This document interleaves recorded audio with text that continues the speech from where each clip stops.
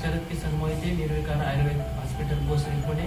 मंडळी, आपण पाठीमागल्या व्हिडिओमध्ये जी आवळ्याची पेस्ट कशी बांधून ठेवायची, त्याच्यातलं पाण्याचा कसा निचरा करायचा, पाणी कसं काढून घ्यायचं जेणेकरून आपल्याला चांगल्या पद्धतीने बनवता येईल.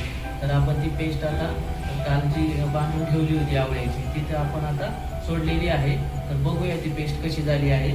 तर ती अशा पद्धतीने पेस्ट झालेली आहे आणि बऱ्यापैकी त्याच्यातलं पाणी निघलेलं आहे. एकदम सुका असा हा माव पेस्ट झालेली आहे.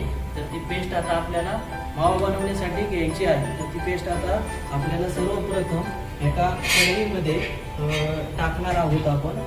आता ही अशा पद्धतीने कढईमध्ये ती पेस्ट जी आहे ती सगळी टाकून घ्यायची आहे. आपल्याला मावा बनवायचा आहे ह्या पेस्टचा. अशा पद्धतीने सगळी पेस्ट या कढईमध्ये टाकून घ्यायची आहे.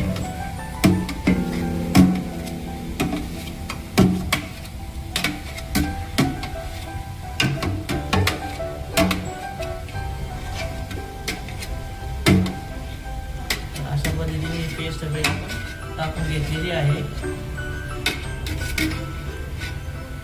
आणि पेस्ट टाकून झाल्याच्या नंतर जी आपण मावा बनवायचा आहे तो कसा बनवायचा आहे. तर सुरुवातीला अर्धा तास एकदम मंद गॅसवरती त्याच्यात जे काय थोडंफार पाणी राहिलेलं आहे ते आपल्याला पूर्ण काढायचं आहे. अर्धा तास त्यामध्ये कुठलंही औषध किंवा कुठलंही तूप तेल न टाकता अर्धा तासामध्ये असंच आपल्याला मिक्स करत राहायचं आहे. पूर्ण एकदम कोरडा करायचा आहे आणि मग एक अर्ध्या तासाने आपल्याला त्यामध्ये मंडळी 20 किलो पेस्टसाठी आपल्याला 1.5 किलो देशी गीर गाईचे तूप टाकायचे आहे. पण ते एकाच वेळेस नाही टाकायचं, थोड्या वेळाने आपल्याला थोडं थोडं टाकून ते मिक्स करायचं आहे, चांगलं एकजीव करायचं आहे.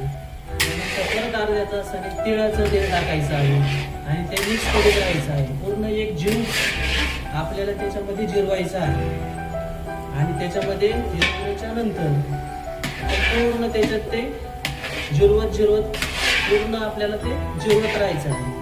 आणि मग शेवटी सगळं तेल तूप सगळं जिरल्याच्या नंतर ज्यावेळेस मावा तयार होतो त्यावेळेस ते सगळं असं एका साईडला येतं. त्यावेळेस आपण पुढील व्हिडिओमध्ये बघूया.